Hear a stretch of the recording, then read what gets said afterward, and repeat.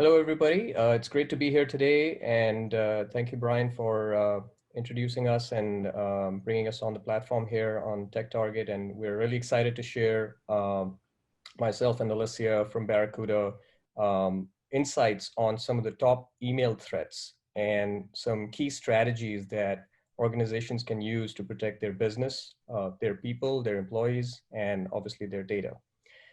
And as we covered earlier, as we saw some of the statistics that were being shared in terms of IT priorities and top threat areas that organizations are concerned about, email security is on the top of most of those surveys. And you can look at a variety of stats that are out there that represent, the email as a primary threat vector for organizations. So it's something that keeps CIOs, IT leaders up at night.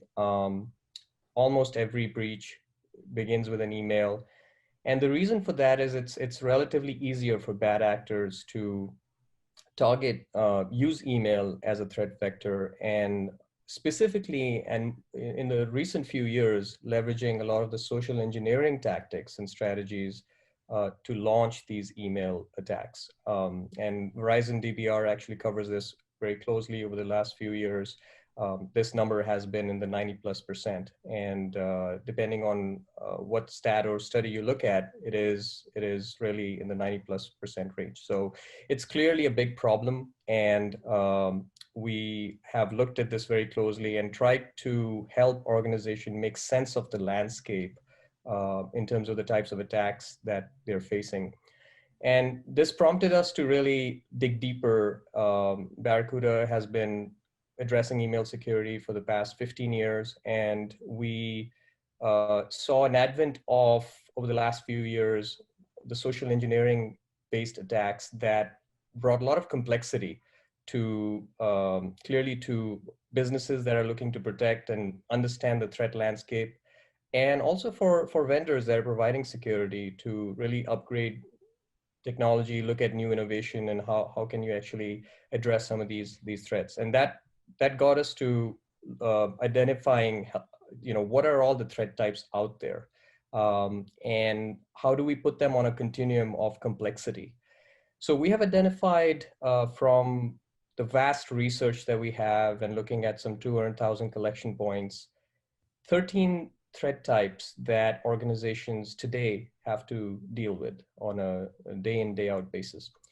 And on the left of the continuum here is some of the more traditional legacy threats that many IT leaders, IT organizations are familiar with, and that's spam, malware. It has been there, for the past 2 decades.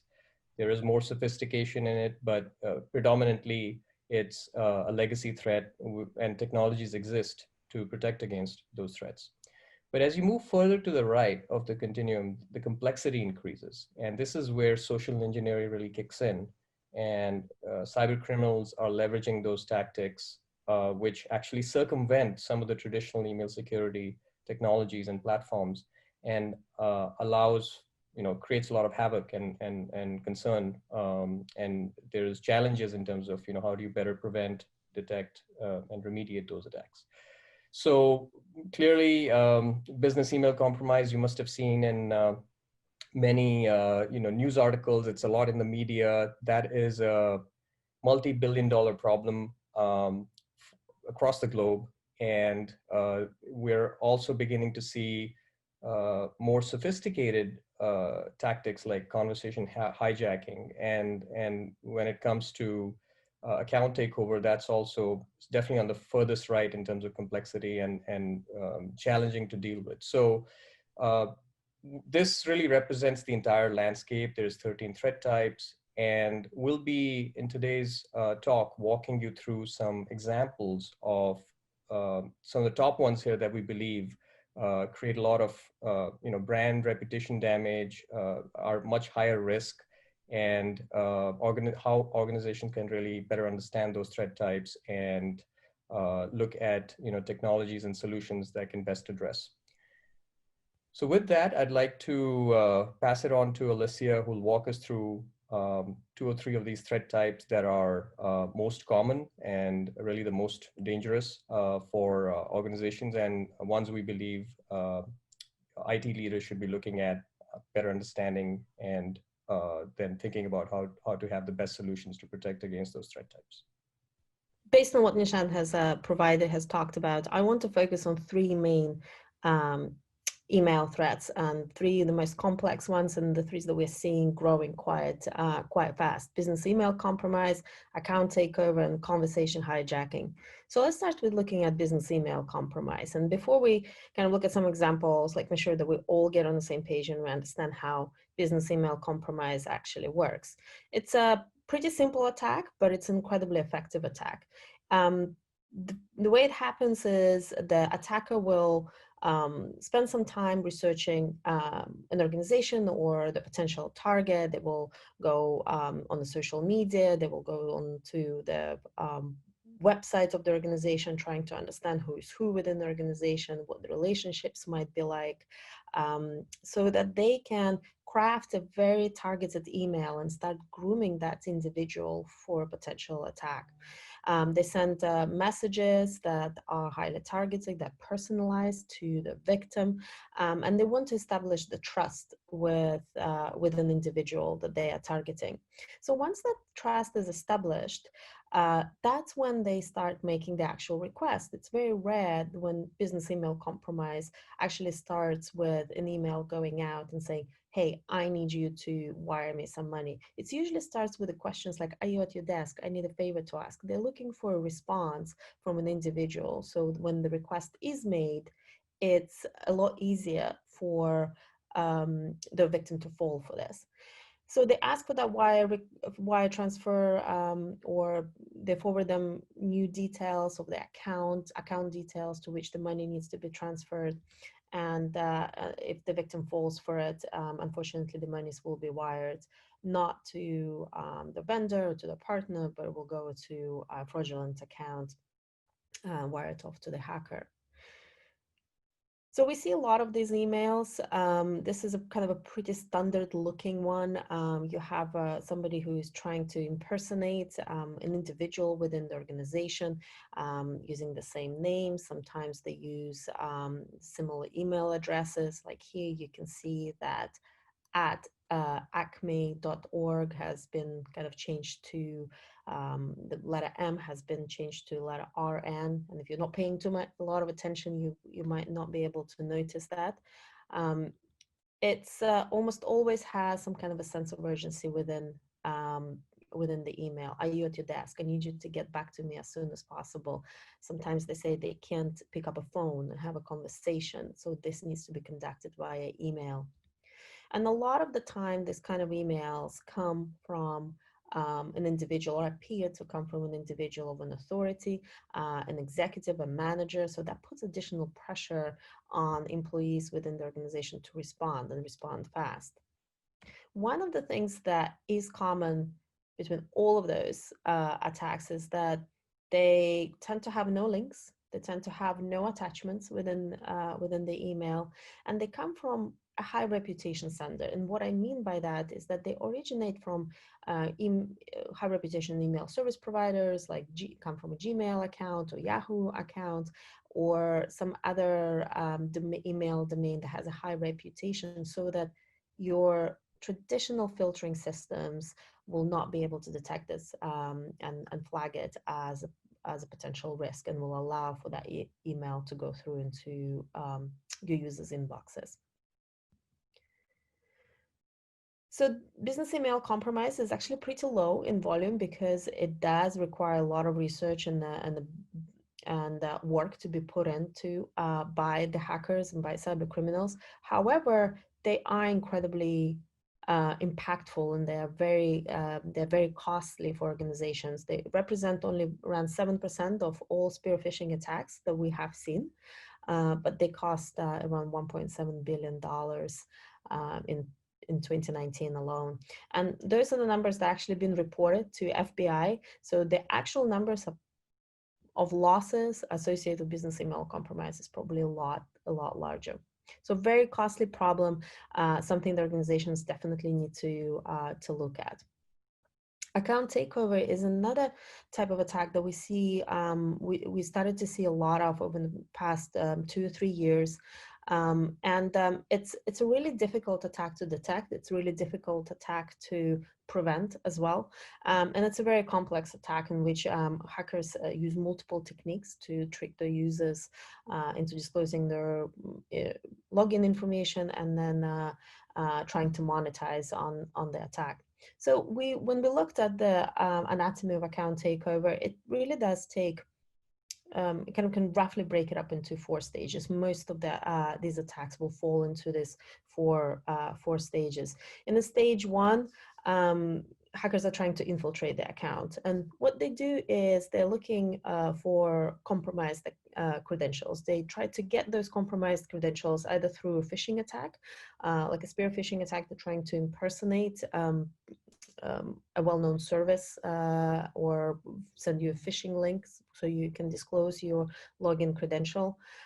Or they might use leverage already existing previous database breaches and purchase some login details online on dark web, and use those. And given that a lot of people actually reuse their passwords from the personal accounts on the business accounts, the chances are hackers might be able to get into your business accounts just because your personal account might have been breached. Once they get inside the organization, they actually don't always start launching attacks right away. What we've seen is a lot of the time they spend time in this reconnaissance stage where they watch and learn and collect information about the organization, who is who within the organization, what kind of deals are in flight. They're waiting for a right moment to launch their attacks. This is also a good time for them to maybe understand what other accounts within the organization might be more valuable than the one they managed to get into, and use already compromised accounts to compromise further accounts within the organization, and harvest additional credentials. And it's only then, once they've researched and they understand who is who, and find the right time, they start launching attacks. And those attacks could be targeting users inside the organization, the internal attacks, or they could be targeting your partners, your customers, your vendors, anybody else outside of the organization. The nature of the attacks could be different.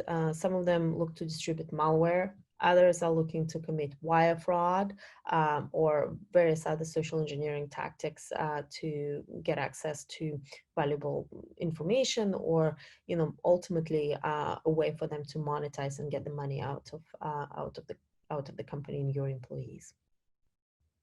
And then finally, conversation hijacking. And this is something we started looking at in more detail probably in the past year, and we see a really fast growth in this type of attack. And it uses a combination of different techniques to make this kind of attack happen.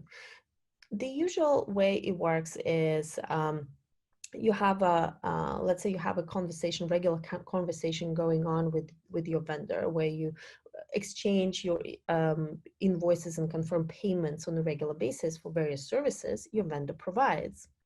Unfortunately, your vendor's email accounts has got compromised, and they have been taken over. So you have a hacker sitting inside your vendor's account, outside of your organization. So your vendor sends you a new invoice for a service they have provided you. This is pretty standard piece of communication for you to get. They also follow up by asking you to update their account details for the wire transfer that you're about to make. Now that one, last communication, actually comes from the hacker. It doesn't come from the vendor themselves. The hacker that is inside the account has used the information from inside from your previous conversations to hijack your existing business conversation, to insert themselves at the right time, to take over that conversation, and to divert money into a fraudulent account. So here's what one of those will look like. What we see a lot of is the impersonation tactics again. And very often we see domain impersonation and typo squatting type of attack. So you can see where a hacker has went out of the way to register a new domain with just one letter different to the legitimate one. They've sent an email from that domain referring to the previous conversation that they've already been having with an organization, and then requested a payment that, again, is not something unusual for those two parties to communicate about. So this is the kind of attack that is really difficult to detect. It's really easy for hackers to trick individuals into believing that this is a legitimate conversation. So what is it that you can do to improve your email protection? Well, because of the wide complexity of the attacks that we see today, no single strategy, no single technology will probably solve for all of those type of attacks. So we always advise our customers to deploy a multi-layered approach to email protection, starting with your gateway defense layer. And this is something that most of us already have in place. We have our spam technologies, spam filtering, malware filtering, and that's what sits at the gateway level. This is a technology that sits in front of your mail server that filters emails as they come in and prevents from any spam or malware viruses getting inside the organization. However, hackers got pretty smart and they started to use social engineering tactics to bypass your gateway defenses, like in examples we've just talked through. So that's why we believe that you need to have an additional layer of defense inside the organization, what we call API-based inbox defense. This is something that integrates directly with your users' inboxes. It uses machine learning and artificial intelligence to decide what is legitimate and what is not, based on the previous communication and the communication environments within the organization. However, technology is not enough. You do want to make sure that you train your users to be able to recognize those attacks and to report them as well, if in the cases where they do get through your filtering systems. So security awareness and regular training of your employees on the latest threats is very important. And then finally, once they start reporting all of those attacks to you, because you've trained them so well, you need to make sure you have tools available to you to respond and clean up quickly. Incident response usually takes a very long time, but there are tools that can help you to automate those responses and make sure that those attacks have been cleaned up and before your users can interact with them. Well, thank you, Nishant and Alessia, for taking us through, some of the nefarious methods that attackers use to target organisations and individuals by using email security. Let's take a little bit of time now to just talk through some of the issues that were raised in what you talked about there. And Nishant, if I may, I'll put this question to you first, because it was something that you talked about. You showed us there that sort of evolution, if you like, of email threats and all the different types of email threats, from the less complex to the more complex ones. And as you said, you showed a figure showing how the vast majority of attacks come through email. Now, this isn't new. We've known this for a long time. This has been an area that organisations have been trying to defend against for many, many years. So why is it that email is still the #1 threat? Yeah, great question, Brian.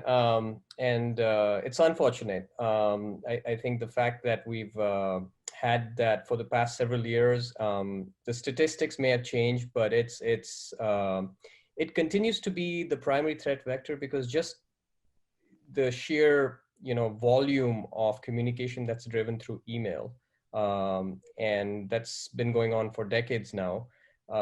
And even though there's been advent of collaboration platforms like Slack and others, email continues to remain the primary mode of communication. And in fact, since since early this year with the pandemic and a lot of organizations moving their workforce going remote, uh, that makes it even more truer, because the communication is now completely reliant on email, and or for the majority of that communication is on email. So that's the part that remains the same.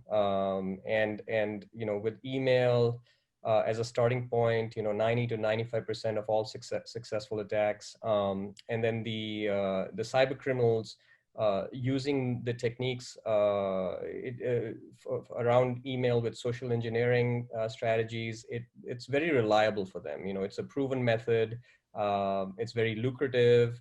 And as we shared earlier, in terms of some of the threats around business email compromise that are not really carrying any malicious payload, it's pure text, it's in the email, it's building on the trust, leveraging email to really target vulnerable employees. And these are targeted attacks. So continues to be a threat vector that's super important for cyber criminals.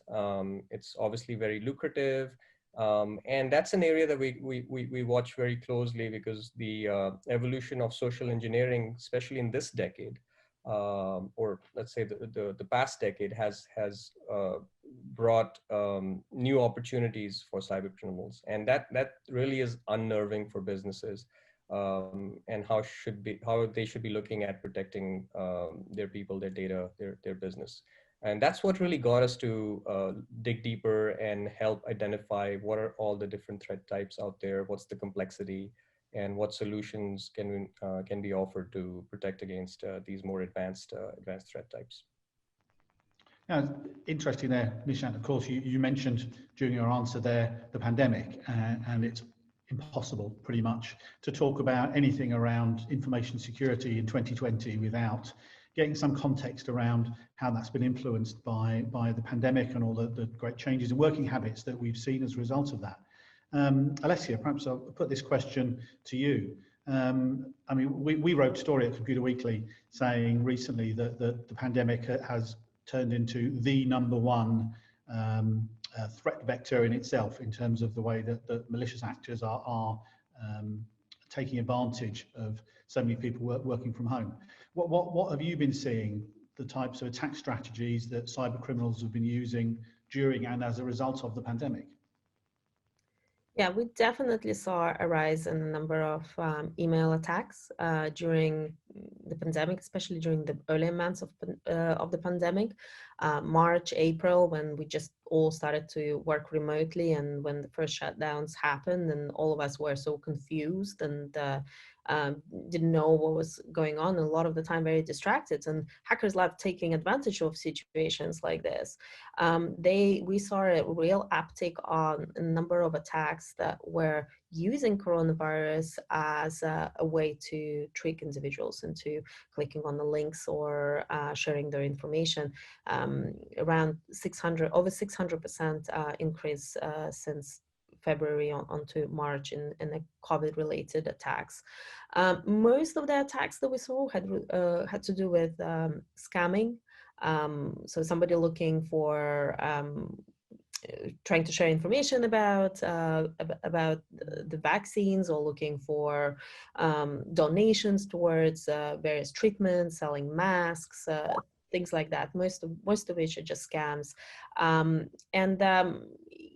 it's not unusual. It's a very difficult time for IT organizations to keep tabs on their employees. We all at home, we're all using a lot of the time our own personal devices, more often than not, to check our emails, to do maybe some work related activities. We are very distracted by whatever is going on at home, as well as just news in general. So it's a perfect storm for hackers to go and use these events as a way to get inside the organization.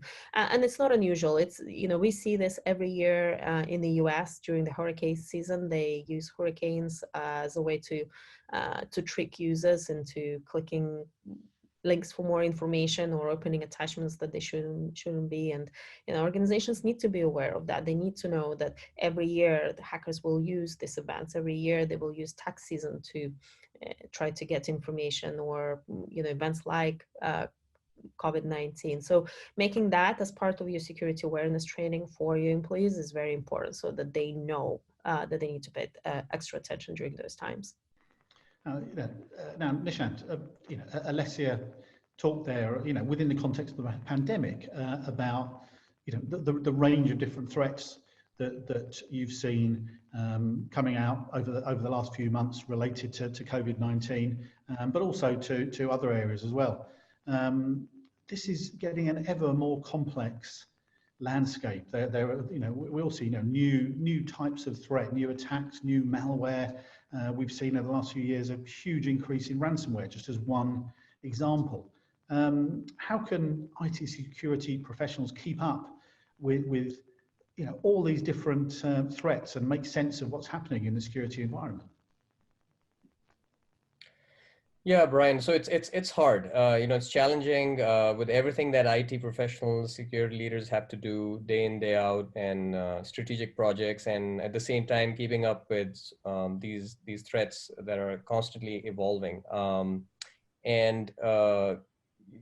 Given, as we discussed, email being the #1 threat vector, it requires puts additional pressure on organizations to keep track of the different threat types.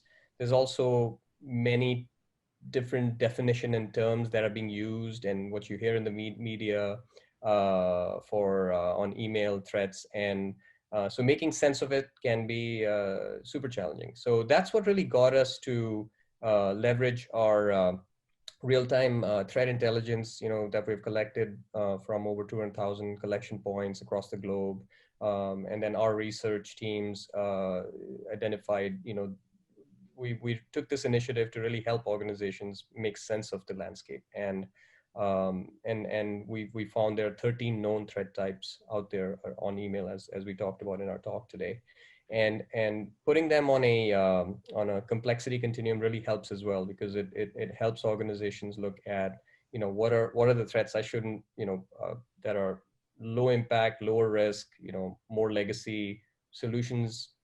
I have, the gateway, or, I have the right email security solution to protect against those. And maybe there's incremental improvements you make to those as some of those legacy threats become slightly more sophisticated. But the real problem lies with these more advanced, less volume, higher, more targeted social engineering attacks. And some of those examples that we shared in the talk today.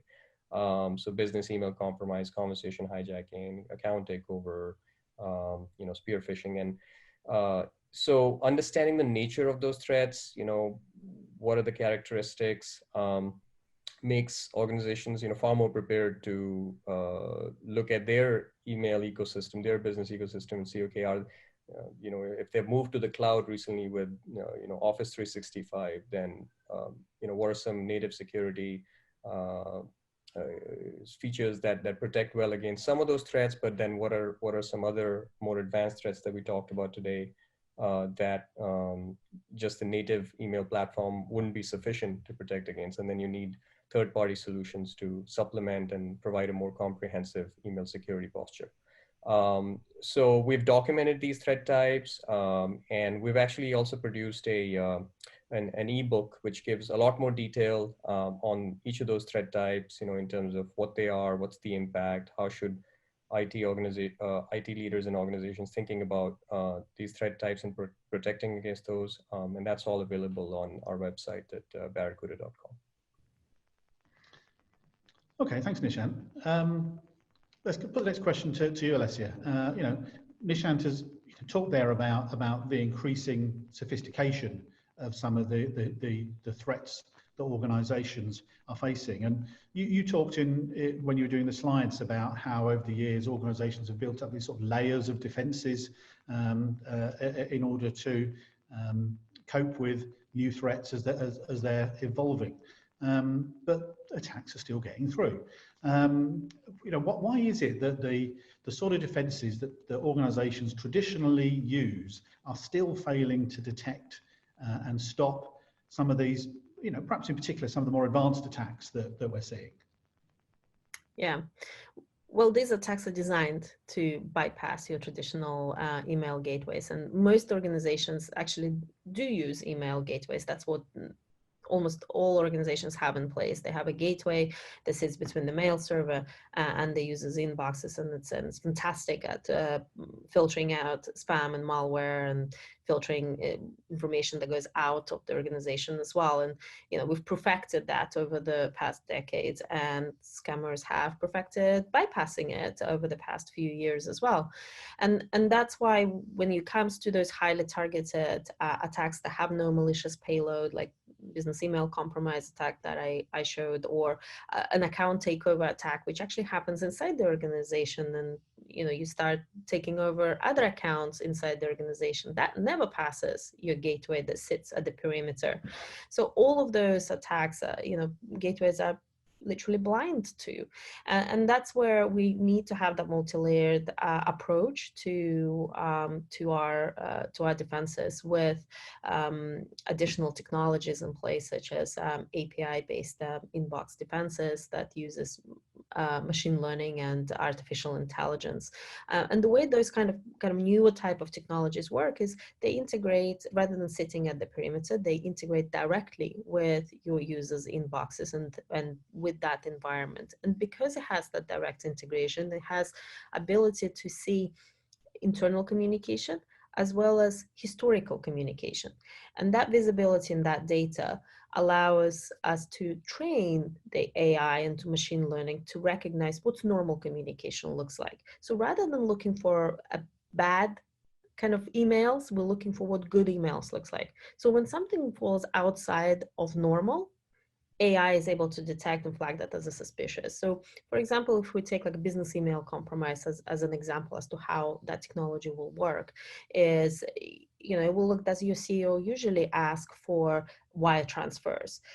Is this a normal email address for them to use? Do they usually communicate with this specific individual? Is this the kind of language they use? When they sign the name, do they sign it Matt or Matthew? So all those little signs that it's impossible to get your gateway set up to be able to filter that. But AI can, based on the historical communication. And that's why you need all of those technologies to both email gateway and other solutions to protect against all of the 13 threat types that Nishan talked about. Thanks for that, Alessia. Now, you've talked about some of the tools and technologies that are available to try and help organisations protect their emails and improve their security. But this isn't just about technology, is it? What else can organisations be doing to try and protect themselves and improve their defences? And perhaps I'll come to each of you on this one as a nice way to wrap up the discussion here. Nishant, perhaps you could answer that first. What can you do to do better beyond technology? Sure, Brian. Another great question. We all know technology is not perfect in any realm, in any industry. So really thinking about from the perspective of email security beyond technology tools, it really begs the question of looking at employees as your first line of defense, and as your best line of defense. And if the employees are trained well around email security threats, better educated on knowing what those threat types are, what do they look like. These are the people that are day in, day out on email and are most susceptible.